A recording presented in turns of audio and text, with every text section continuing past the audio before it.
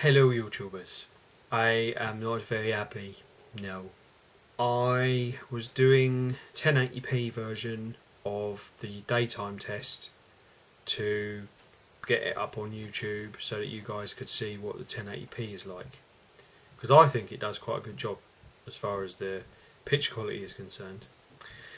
So I'm doing the video and I'm hanging out the window and it's been really cold here in the last week or so, and this big gust of wind came in the window and hit the camera, and I had a look on the screen and I thought, hold on a minute, it's gone blurry. Turned it around and there was condensation on the inside of the lens. So I was like, what? What? I thought, well, hold on a minute, how the hell has that got in there? I have never had that problem with any of the Play Sports that I've had, the ZX3 or the ZX5, and I've had them in freezing cold water, so I do not know how that happened. So then I was like, oh, what am I going to do? I basically used it for a bit longer, did various different tests. The condensation didn't seem to come back, so I thought, well, what shall I do? I don't know what to do. So then by this time the battery had run out, so I thought, right, I'll put it on charge and I'll just see how it goes. I didn't really want to send it back because I do like it. I did think it was a really good camera. I let it charge for about 3.5 hours and the green light was showing, so I assumed that that meant that the charge, that it was finished. Disconnected it, turned it on, 2 bars show up in the battery indicator, and I was like, what, why, what's going on? This should be fully charged. So then I hook it up again and the orange light's on. So I thought, well, obviously I didn't charge it for long enough. And I thought, well, probably about an hour more will do. So I left it for another hour. Green light was showing, so I thought it must be charged by now. So disconnected it, turned it on, looked at it again, 2 bars. And I'm like, what is going on? So then I thought, right, okay, I'll use it. It could be that for some reason the firmware isn't working properly or something's not working properly. I'll use it, see how much charge I've actually got, and just see what happens. So bung it in 1080p, start doing some tests, and basically the 2 bars then after 5 minutes go down to 1 bar. And I'm thinking, what is going on? So then I reconnect it, recharge it, orange light to green, thinking everything's okay, and I thought, right, if it doesn't charge up fully this time, then it's going back, because I've had enough. So, do the whole routine again, turn it on, 2 bars, test it down to 1, and I'm like, great. So, basically, condensation gets in under the lens, and the battery's knackered. So I was like, oh, what am I going to do? I don't know. So basically I phoned up the company that I got it from and explained the whole situation to them. I said to them about my worries about the fact of the condensation and the fact that it should be waterproof. And they basically said, well, send it back to us and we'll either fix it or you can have your money back. So I thought to myself, well, how can they fix it?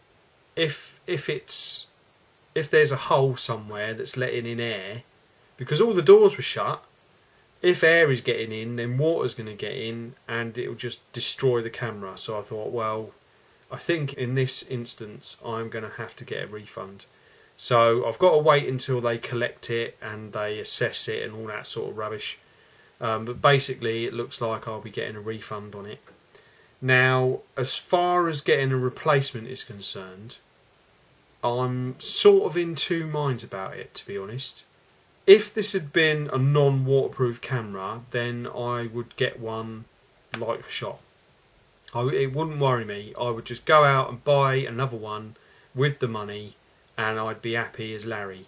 But because it's a waterproof camera, what I don't want to do is get another one and then put it in the water and then it basically gnaws up on me. So I think what I'm going to do is I'm going to wait until after Christmas and I'll actually go online and see what they're all saying on the forums and all that sort of stuff. and just see how it goes. I mean, it is early days yet. The Samsung W200 has only been out for a while, so it's going to have teething problems. But what I don't want to do is get it and then put it in the water and it not work. I have seen loads of YouTube videos where people have used their cameras underwater, so clearly it must just be my one that's nosed up, which I am so gutted about, because I was really enjoying using it. As far as the low light is concerned, I would say that it's the best out of all the cameras that I've owned and all the cameras that I've tested so far. I don't know whether it sort of portrays it on YouTube, but when I was using it in low light in this room, the quality of the picture was just really, really good compared to all the other cameras that I've had.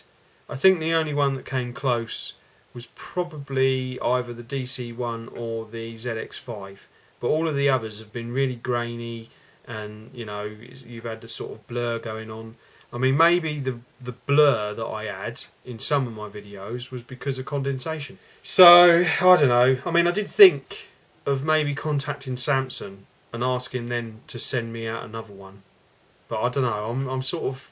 I'm in two minds. I think because I'm disappointed, I'm sort of don't really know what to do, and if in doubt, don't.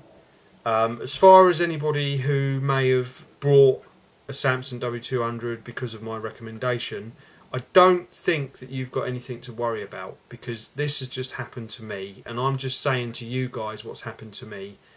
This might not happen to anybody else, but it's happened to me. So I suppose it's sort of a word of warning, but it's also a word of encouragement. You know, basically, if you have ordered one, then I don't think you've got anything to worry about. But if you do get condensation on your screen, then take it back to wherever you got it from, or contact Samsung about it. I think that's the best way to go. I think what I would like to do is eventually get another one, because I do like it. I do think it is a good camera. The sensor on it, I think, is brilliant. There are other cameras out there that do have the same sensor, but they're more expensive, and I think for the amount of money that you pay for this camera, I think it does give you quite good options.